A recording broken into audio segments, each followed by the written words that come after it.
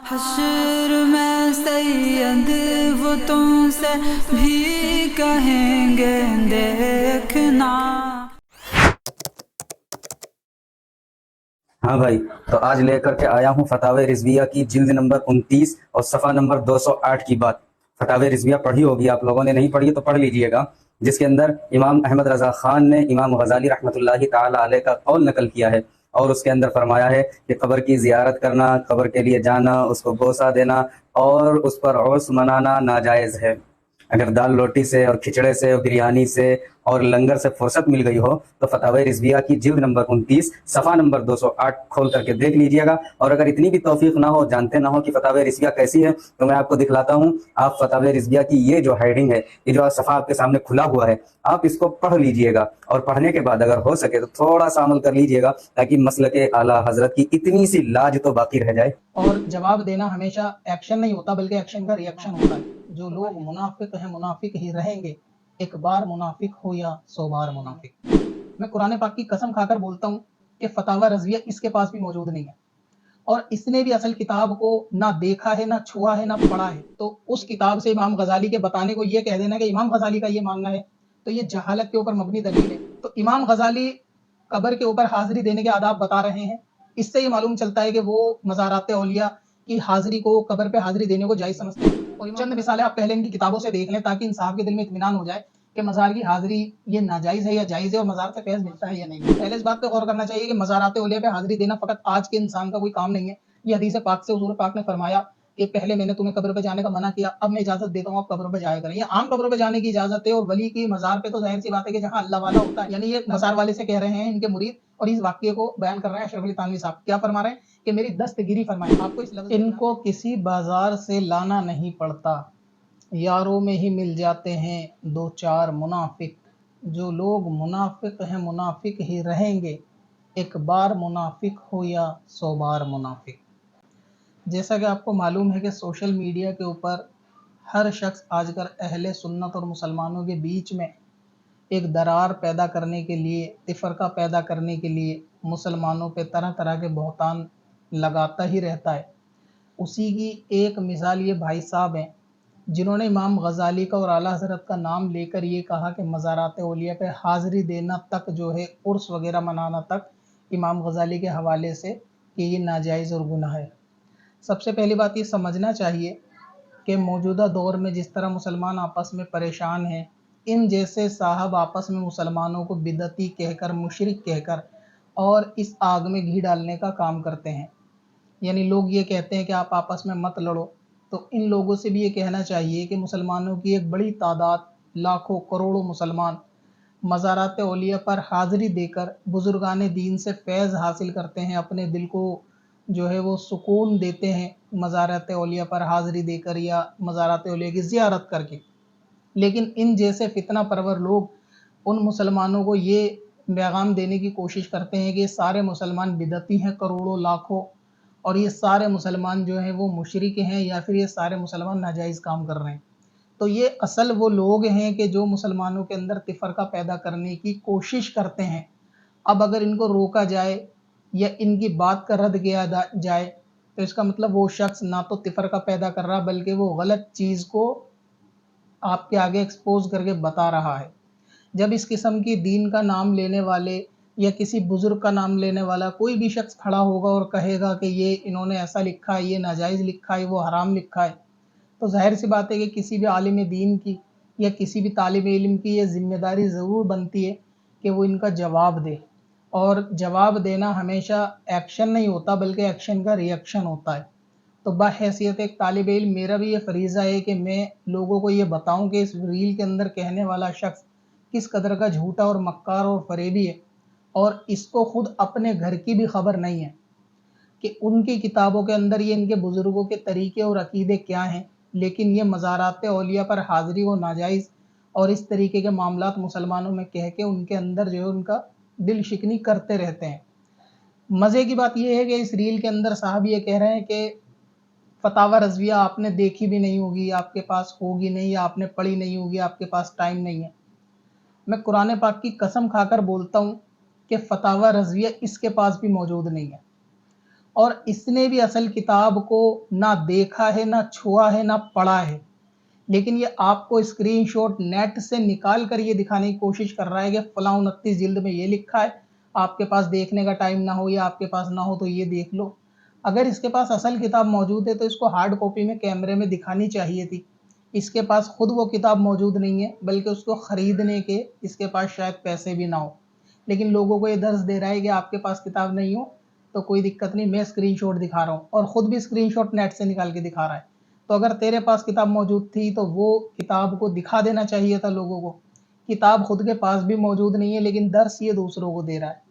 अब फतावा रज़विया में इमाम गज़ाली के हवाले से, आला हज़रत के हवाले से क्या लिखा है मैं आपको वो दिखा देता हूँ, और इन साहब से कहूँगा ये भी असल किताब की भी ज़ियारत कर लें। जिल्द नंबर 29 इन्होंने बोली है वीडियो के अंदर, और सफ़ा नंबर 208। तो क्या वाकई वहाँ पे मज़ारात औलिया पर हाज़री के हवाले से इमाम गज़ाली ने नाजायज़ लिखा है? सबसे पहले तो ये समझना चाहिए कि ये रिसाला, इसका सियाक़ व सबाक़ आप पढ़ेंगे तो ये काफ़ी बड़ा है, और पढ़ने के बाद आपको पता चलेगा कि जिस तरह इनके इन्फ्लुएंसर बात को आगे पीछे से कट करके या बात को बिना समझे लोगों के अंदर बयान करते हैं। कभी कभी लिखा ये होता है कि इमाम गज़ाली किसी दूसरे का कॉल नकल कर रहे होते हैं कि इस हदीस को लेकर बाज़ सहाबा का ये मौक़िफ़ है, तो इसका मतलब ये हुआ कि वो इमाम गज़ाली का मौक़िफ़ नहीं है, वो उनका कहना नहीं है, बल्कि वो बताना चाह रहे हैं कि बाज़ सहाबा का या बाज़ फलां बुज़ुर्ग का ये मानना है। तो उस किताब से इमाम गज़ाली के बताने को ये कह देना कि इमाम गज़ाली का ये मानना है, तो ये जहालत के ऊपर मबनी दलील है कि इसका मतलब बंदे को इबारत पढ़ना, आगे पीछे का सियाक़ व सबाक़ भी पढ़ना नहीं आता। दूसरी चीज़ ये है कि इमाम गज़ाली ने जो चीज़ लिखी है, आला हज़रत ने उनके हवाले से लिखी है, तो इमाम गज़ाली ने यहाँ पर ना तो उर्स को नाजायज़ बोला है, ना ही मज़ाराते औलिया की हाज़री को नाजायज़ बोला है, बल्कि आला हज़रत इमाम अहले सुन्नत फरमाते हैं कि चुनाचे इमाम गज़ाली रहमतुल्लाह ताला अलैह इह्याउल उलूम में फरमाते हैं कि ज़ियारत के अदब ये हैं, यानी कौन फरमाते हैं? इमाम गज़ाली। क्या फरमाते हैं कि कब्र की ज़ियारत, मज़ार की ज़ियारत के अदब ये हैं। अब सवाल ये है कि अगर कोई शख्स किसी चीज़ को नाजायज़ बोलेगा तो क्या वो उसके आदाब भी बताएगा कि ये चीज़ नाजायज़ है और इसके आदाब ये हैं? एग्ज़ाम्पल के तौर पे आप समझिए, अगर मैं कहूँ कि बिल्ली के गोश्त खाने के आदाब ये हैं, तो इसका मतलब ये होता है कि मैं बिल्ली के गोश्त को हलाल बता रहा हूँ, इसीलिए उसके आदाब बता रहा हूँ। अगर मैं बिल्ली के गोश्त को हराम जानूँगा तो मैं उसके आदाब गिनवाऊँगा ही नहीं। अगर कोई मुझसे पूछेगा भी बिल्ली के गोश्त खाने के क्या आदाब हैं, तो सीधा एक जवाब होगा कि बिल्ली का गोश्त खाना हराम है, लिहाजा उसके आदाब का सवाल नहीं बनता। अब अगर इमाम गज़ाली कब्र की ज़ियारत के हाज़री देने के आदाब बता रहे हैं, और ये बात आप ज़हनशीन रख लें अच्छे से कि अगर किसी किताब में मज़ारात या कब्र की ज़ियारत के अदब हैं, तो इसका मतलब ये है कि वो अदब जो आम कब्र के हैं उससे ज़्यादा कहीं एहतियात ख़ास कब्र की होगी। तो हर कब्र के आदाब जो हैं वो मज़ारात के आदाब में शामिल होंगे, यानी हर वो आदाब जो ख़ास कब्र के, आम कब्र के साथ होगा कब्रिस्तान में, वो सारे आदाब ख़ास कब्र के साथ होंगे, प्लस उसमें एक्स्ट्रा भी आदाब ऐड कर दिए जाएंगे मज़ारात की वजह से, उस मुक़द्दस कब्र की वजह से, उस पाकीज़ा हस्ती की वजह से। लेकिन हर मज़ार के ख़ास जो मामलात होते हैं वो आम कब्र पे अप्लाई नहीं हो सकते, यानी आम कब्र के आदाब ख़ास मज़ार पे अप्लाई किए जा सकते हैं, ख़ास जो आदाब ख़ास मज़ार के हैं उनको आम कब्र के साथ अप्लाई नहीं किया जा सकता। मिसाल के तौर पे ख़ास कब्र के ऊपर चादर चढ़ाना ये ख़ास आदाब में से है, उस वली के रुतबे की वजह से है, मनसब की वजह से है। अब ये वाला आदाब आम कब्र के साथ नहीं किया जाएगा कि उसके ऊपर भी चादर चढ़ाई जाए, क्योंकि ये हाँ, आम कब्र का जो एहतियात होंगी, जो आदाब होंगे वो सब ख़ास कब्र के साथ किए जा सकते हैं। तो इमाम गज़ाली कब्र के ऊपर हाज़री देने के आदाब बता रहे हैं, इससे ये मालूम चलता है कि वो मज़ारात औलिया की हाज़री को, कब्र पे हाज़री देने को जायज़ समझते हैं, और इमाम गज़ाली यकीनन जायज़ समझते हैं। जितना आसान उनका नाम लेना है कि इमाम गज़ाली ने फरमाया कब्र पे जाना, मज़ार पे जाना, उर्स मनाना नाजायज़ है, उतना ही मुश्किल उनकी किताबों से उस इबारत को दिखा देना है। تو یہ ہے فتاوی رضویہ اور یہ ہے اس کی 29ویں جلد، اور اس کے اندر صاف لکھا ہے کہ امام غزالی نے مزار پہ جانے کے ادب بتائیں، تو مطلب یہ ان کو جائز سمجھتے ہیں۔ اب آداب کیا کیا بتائیں، جیسے کہ فرمایا کہ قبر کی طرف منہ کر کے اور قبلے کی طرف پیٹ کر کے مت کھڑے ہوں، اور نہ قبر کو چومیں اور نہ اس کے لیے جھکیں، بلکہ قبر کے لیے جھکنا اور سجدہ کرنے میں کفر کا خوف ہے۔ اس میں کوئی اختلاف نہیں ہے، اعلیٰ حضرت کا فتویٰ، تمام سنی علماء کا، ہر عقل والے کا یہ فتویٰ ہے کہ قبر کا طواف کرنا یہ درست نہیں ہے۔ ٹھیک اسی طرح قبر کو جھکنا، سجدہ کرنا یہ درست نہیں ہے۔ بوسہ دینے کو بھی بیعت بھی لکھا ہے بعض علماء نے کہ قبر کو بوسہ بھی نہیں دیا جائے، لیکن اس میں قبر کی حاضری کو ہی مطلقاً ناجائز قرار نہیں دیا گیا۔ یہ جھوٹ اور فریب ہے اور اپنے ویو پانے کے لیے مکاری سے کام لینا ہے، اور اسی طریقے سے نہ ہی حاضری کو منع کیا گیا، نہ ہی عرس منانے کو اس میں منع کیا گیا۔ تو یہ امام غزالی کی وہ عبارت ہے جس کے اندر انہوں نے ادب بتائے ہیں، اور ادب کے اندر وہ چیزیں الگ ڈیفائن کی ہیں کہ ایسا ایسا نہ کیا جائے، لیکن ان چیزوں کے اندر مبالغہ کر دیا گیا۔ انہوں نے کہا کہ جھکا نہ جائے، سجدہ نہ کیا جائے، تو اس میں چیزیں ایڈ آن کر دی گئیں کہ انہوں نے چومنے کو، جھکنے کو، عرس منانے کو، عرس منانا ایڈ کر دیا، حاضری دینے کو ناجائز کا حاضری دینا ایڈ کر دیا، جبکہ اعلیٰ حضرت کا، امام غزالی کا، تمام بزرگوں کا یہ عقیدہ اور نظریہ ہے کہ مزارات اولیاء پر حاضری دینا ناجائز نہیں بلکہ باعث خیر و برکت اور ثواب ہے۔ باعث خیر و برکت اور ثواب ہونے کے لیے چند دیوبندی حضرات کی کتابوں سے میں مثالیں بھی پیش کر دوں تاکہ ان صاحب کے دل میں اطمینان بھی ہو جائے اور آپ لوگوں کے دل میں اطمینان بھی ہو جائے کہ جس مسلک اہل سنت اعلیٰ حضرت پر آپ ہیں، آپ کے والد، آپ کے دادا ہیں، وہ حق ہے، آپ کو اس میں ذرہ برابر بھی شک شبہ کرنے کی ضرورت نہیں ہے۔ یہی وجہ ہے کہ معراج ربانی جیسا وہابی جو یہ کہتا ہے کہ دیوبندی اور بریلوی تمام معاملات ان کے ایک ہیں، لیکن فرق اتنا ہے کہ دیوبندیوں میں منافقت اتنی ہے کہ یہ پبلک سے بول نہیں سکتے کہ ہماری کتابوں میں بھی وہی سب لکھا ہے، اور بریلوی اس چیز کو ڈنکے کی چوٹ پر کہتے اور کرتے ہیں۔ تو یہ منافقت میں نہیں، معراج ربانی جیسا وہابی اپنے منہ سے بتا چکا ہے۔ آپ ایک بار اس کلپ کو بھی سنیے۔ Wake up to reality.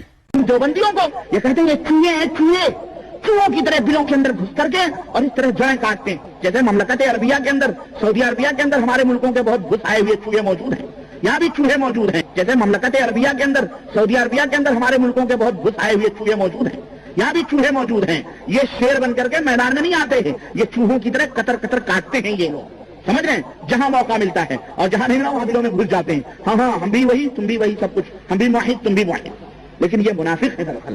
ہاں ہم بھی وہی، تم بھی وہی، سب کچھ، ہم بھی موحد تم بھی موحد، لیکن یہ منافق ہے دراصل۔ لیکن جب یہی لوگ علماء سعودی عربیہ کے اندر آتے ہیں یہاں کے ٹکٹ پر اور بیٹھ کے مرغیاں اور بکرے چڑھاتے ہیں اور یہاں سے صدقے اور خیرات اور چندے بٹور کے لے جاتے ہیں، تو یہی علماء یہاں بیٹھ کر کے کہتے ہیں ہم بھی وہی ہیں جو ہے سعودیہ کے لوگوں آپ ہو، اور یہاں سے صدقے اور خیرات اور چندے بٹور کے لے جاتے ہیں، تو یہی علماء یہاں بیٹھ کر کے کہتے ہیں ہم بھی وہی ہیں جو ہے سعودیہ کے لوگوں آپ ہو، وہی ہو، ہم محمد عبد الوہاب کو مانتے ہیں، ہم یہ کرتے ہیں، ہم وہ کرتے ہیں۔ لیکن مسلمانوں اب یہ پردہ میں اٹھا رہا ہوں، ذرا آپ بھی آنکھیں کھولو اور ان کی کتابیں اٹھاؤ۔ تو دیکھا آپ نے، یہی ساری چیزیں بعض لوگ اور ہمارے علماء اور اکابر اکثر کہتے آئے ہیں کہ یہ جن چیزوں کو ناجائز بتاتے ہیں کہ مزار پہ حاضری، سال ثواب، نیاز کرنا، میلاد کرنا، عرس کرنا، 11ویں کرنا، یہ تمام کی تمام تر چیزیں ان کی کتابوں کے اندر ان کے بزرگوں نے لکھی ہیں، لیکن یہ ان چیزوں کو بتا نہیں سکتے۔ وجہ کیا ہے؟ طارق مسعود سے کافی لوگوں نے یہ چیز بھی بولی کہ حاجی امداد اللہ مہاجر مکی رحمۃ اللہ تعالیٰ علیہ جو دیوبندی بڑے پیر ہیں اور اکابر ہیں، ایک بڑے بزرگ میں ان کا نام شامل ہے کہ وہ میلاد بھی کرتے تھے، 11ویں بھی کرتے تھے، نیاز بھی کرتے تھے، آپ کیوں نہیں کرتے؟ آپ ان کا نام تو لیتے ہو۔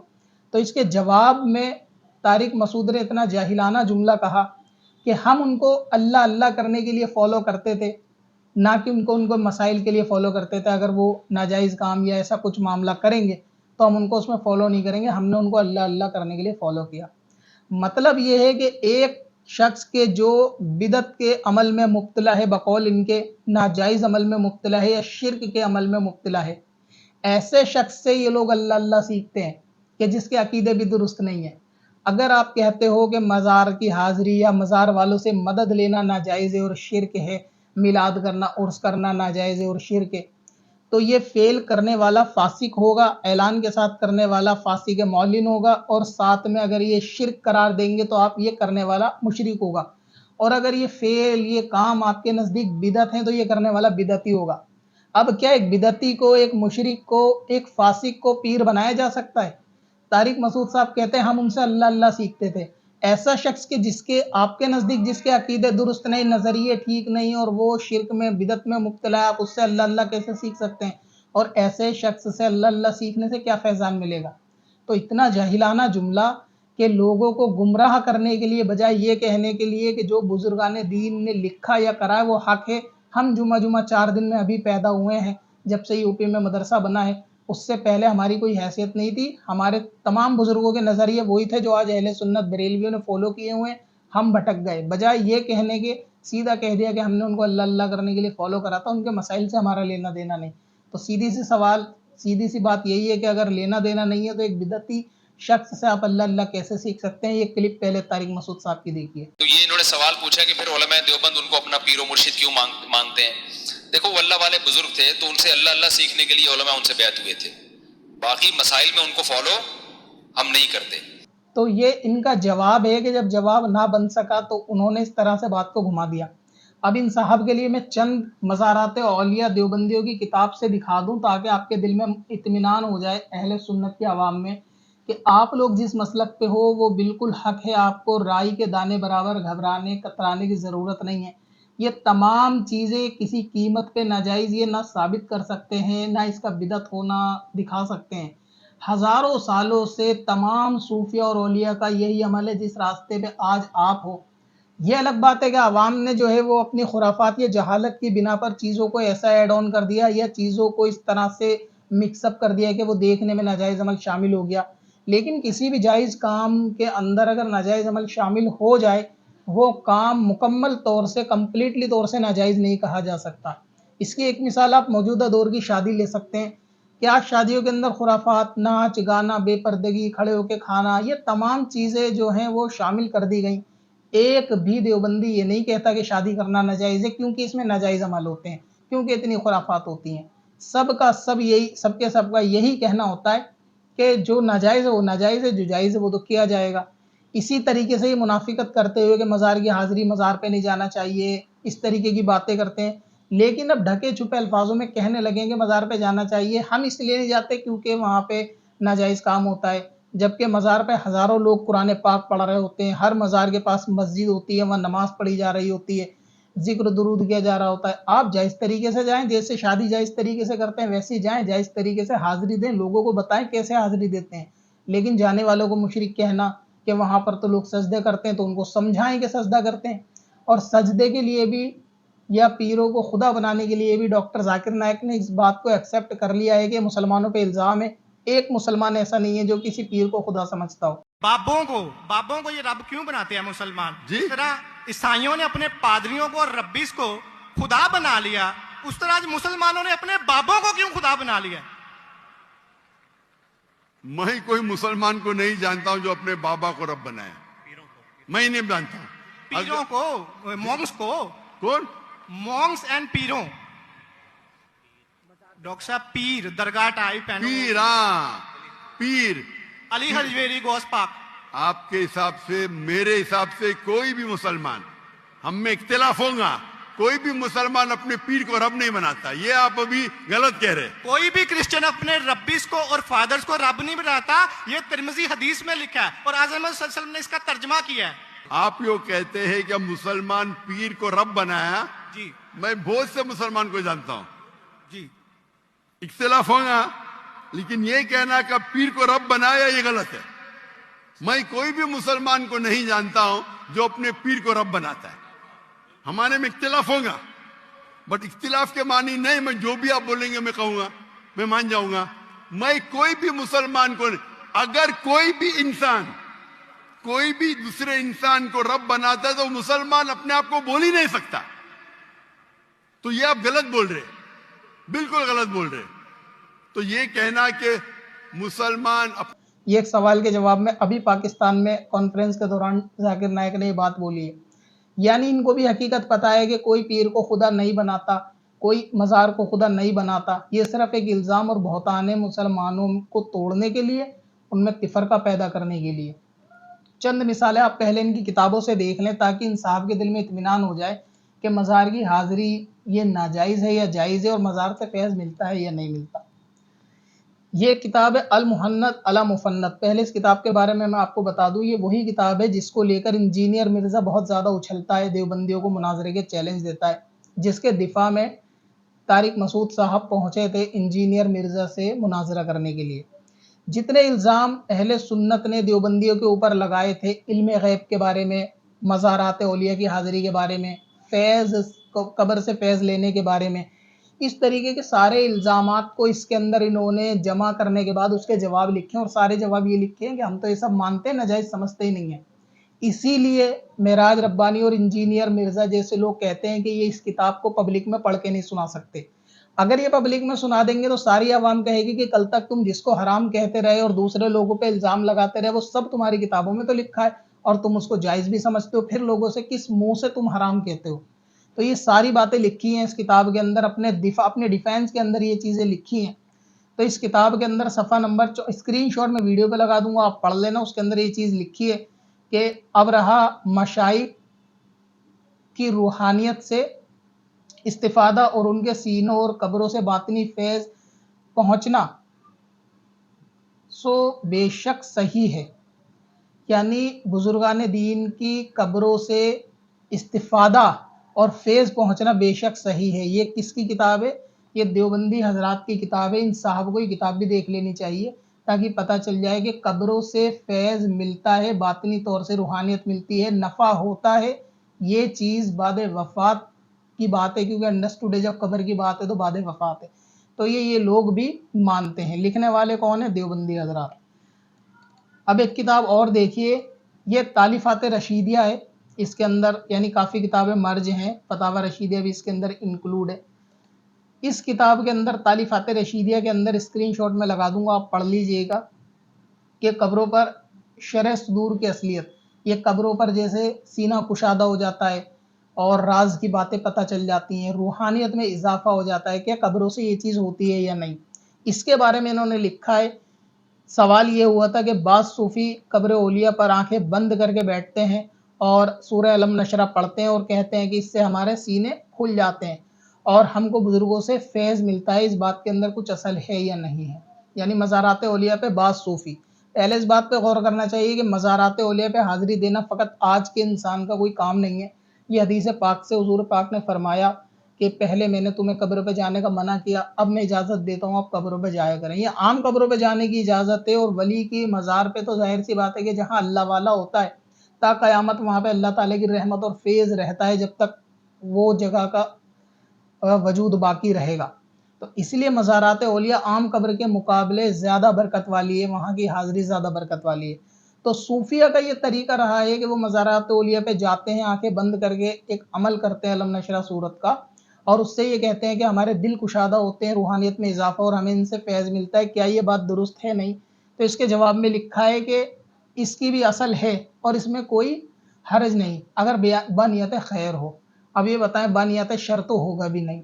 हर जवाब में जाहिलाना जुमला ऐड कर देने की पता नहीं क्या ज़रूरत है कि बनियत खैर हो। खैर की नियत से ही बंदा मज़ार पे जाता है तो उसको फैज़ मिलना भी किताब से इनकी साबित है, तालिफात रशीदिया से। तो इन साहब को पहले ये पढ़ लेना चाहिए, बाद में इमाम गज़ाली का नाम लेना चाहिए कि इमाम गज़ाली ने इसको नाजायज़ लिखा है।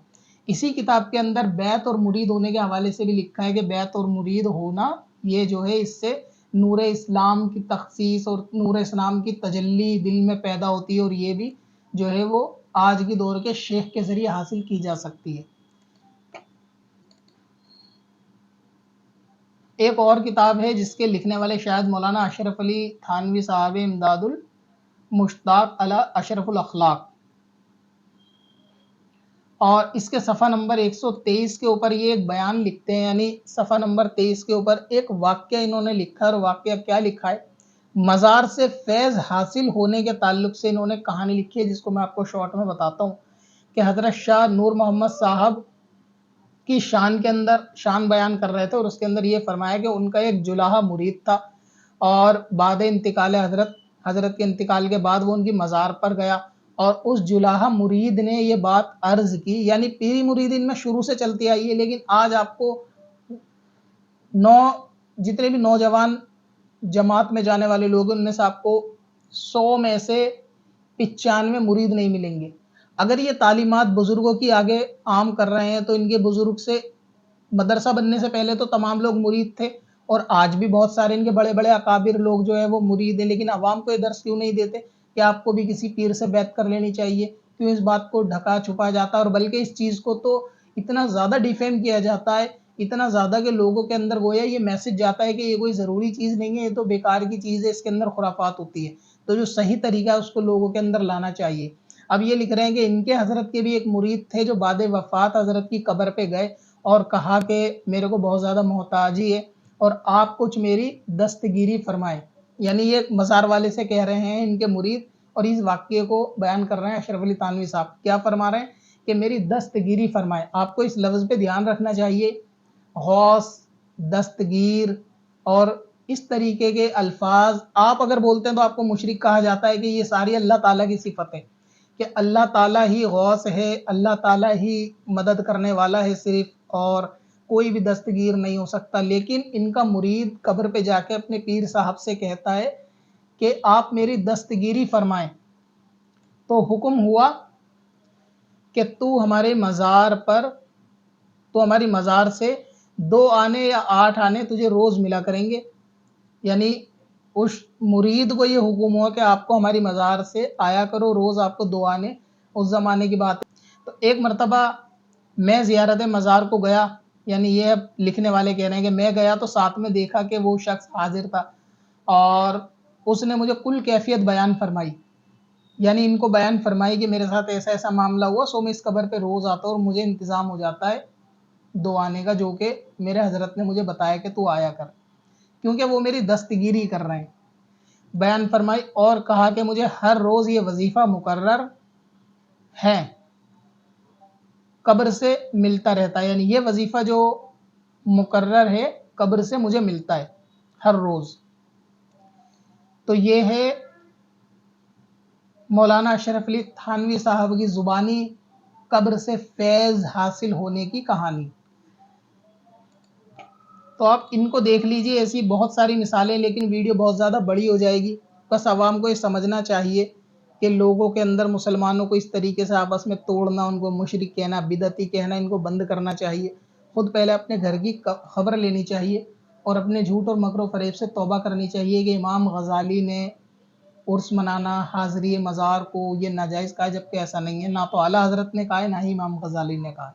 अब अपनी क़ज़ा उम्री नमाजों का हिसाब लगाना हुआ और भी आसान। विजिट करें qazacalculator.smswarsi.com पर और इस कैलकुलेटर से अपनी तमाम क़ज़ा नमाजों का हिसाब मिनटों में करें और डाउनलोड भी करें। चल तुझे भी बख्शवा दूं, तेरी बारी आ गई।